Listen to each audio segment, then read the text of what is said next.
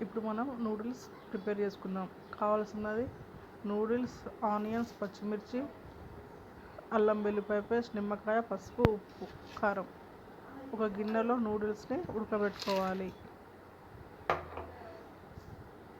పొడి పొడిగా ఉండేటట్లు ఉడకబెట్టుకోవాలి. తగిన సాల్ట్ వేసి ఉడకబెట్టుకోవాలి. ఈ కన్సిస్టెన్సీలో ఉంటే చాలు. ఒక కడాయిలో ఆయిల్ వేసుకొని ఆనియన్ వేయాలి. తర్వాత పచ్చిమిర్చి కూడా వేయాలి.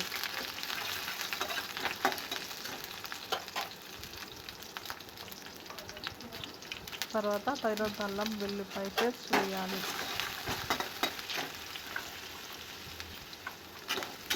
తర్వాత బాగా కలపాలి.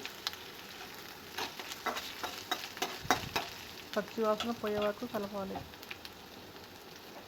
తర్వాత నూడిల్స్ వేయాలి. పొడి పొడిగా ఉడకబెట్టుకున్న నూడిల్స్ వేయాలి. తగినంత పసుపు, తగినంత కారం, తగినంత సాల్ట్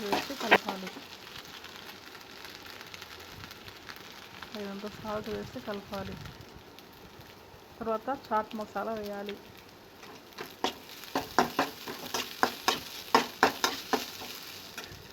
కొత్తిమీర పైన కొత్తిమీర వేయాలి. అంటే నిమ్మకాయ కూడా పిండుకోవాలి.